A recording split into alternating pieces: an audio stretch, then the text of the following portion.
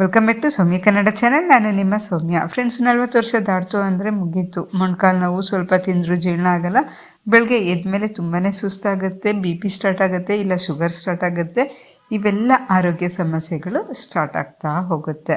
ಆದರೆ ಈ ಆರೋಗ್ಯ ಸಮಸ್ಯೆಗಳಿಂದ ದೂರ ಇರಲು ನಮ್ಮ ಹಿರಿಯರು ಹೇಳಿದ ಒಂದು ಸಣ್ಣ ಆಹಾರ ರಹಸ್ಯವನ್ನು ನಾವು ಪಾಲಿಸಿದ್ರೆ ನಾವು 60 ಏಜಲ್ಲೂ 20 ಏಜಿನವರಂತೆ ತುಂಬ ಉತ್ಸಾಹದಿಂದ ಇರ್ಬೋದು.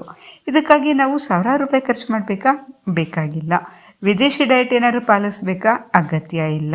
ನಮ್ಮ ಅಡುಗೆ ಮನೆಯಲ್ಲೇ ಸಿಗೋ ಪದಾರ್ಥಗಳಿಂದಲೇ ಆ ಅದ್ಭುತ ಹೇಗೆ ಸಾಧ್ಯ ಅಂತ ಇವತ್ತು ನಾವು ತಿಳ್ಕೊಳ್ಳೋಣ.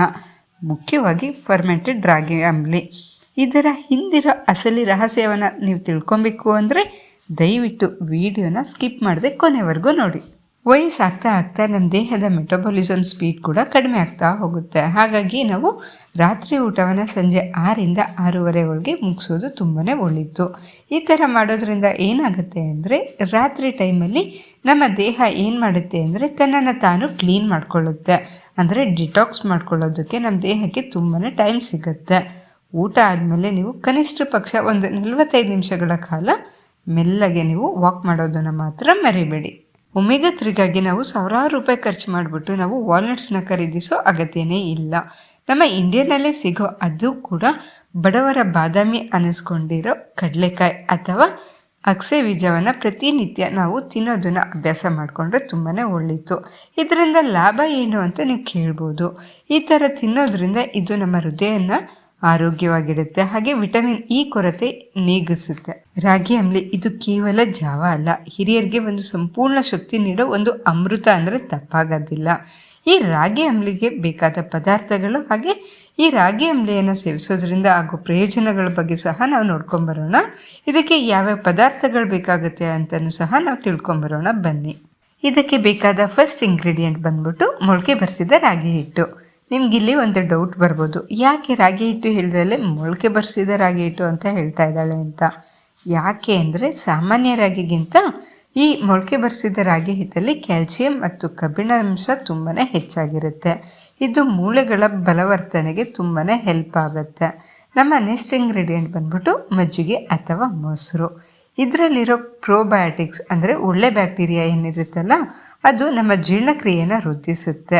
ನೆಕ್ಸ್ಟ್ ಇಂಗ್ರೀಡಿಯೆಂಟ್ ಬಂದ್ಬಿಟ್ಟು ಮಣ್ಣಿನ ಪಾತ್ರೆ. ಇದು ಹುದುವಿಕೆ ಅಂದರೆ ಫರ್ಮೆಂಟೆಡ್ ಪ್ರಕ್ರಿಯೆಯನ್ನು ನ್ಯಾಚುರಲ್ ಆಗಿರಿಸುತ್ತೆ.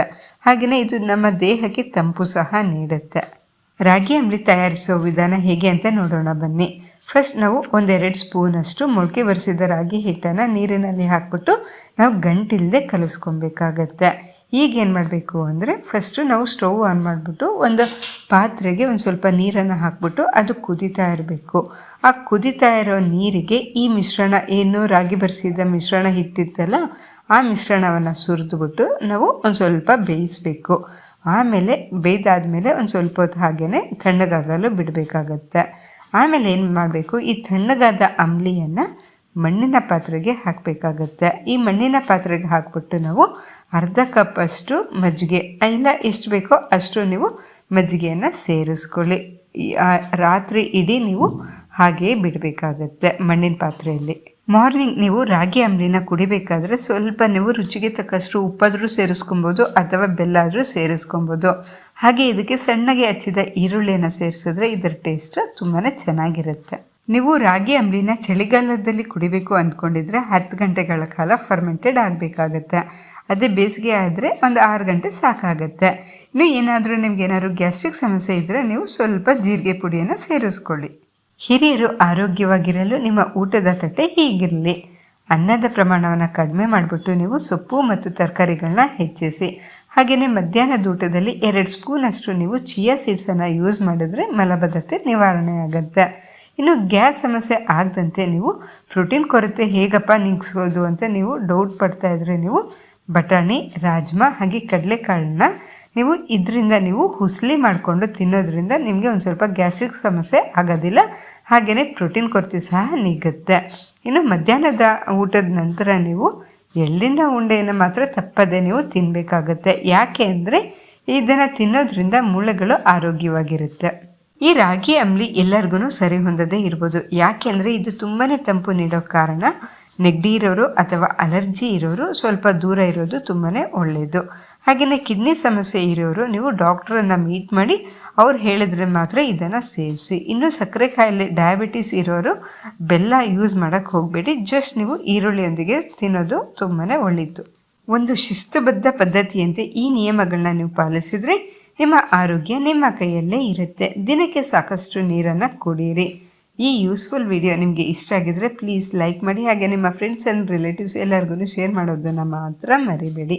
ಇಂತಹ ಇನ್ನಷ್ಟು ಆರೋಗ್ಯ ಮಾಹಿತಿಗಾಗಿ ನೀವು ನಮ್ಮ ಸೌಮ್ಯ ಕನ್ನಡ ಚಾನಲನ್ನು ಸಬ್ಸ್ಕ್ರೈಬ್ ಮಾಡ್ಕೊಂಡಿಲ್ಲ ಅಂದರೆ ದಯವಿಟ್ಟು ಈಗಲೇ ಸಬ್ಸ್ಕ್ರೈಬ್ ಮಾಡ್ಕೊಳ್ಳಿ. ನಾನು ನಿಮ್ಮ ಸೌಮ್ಯ. ನಮಸ್ಕಾರ.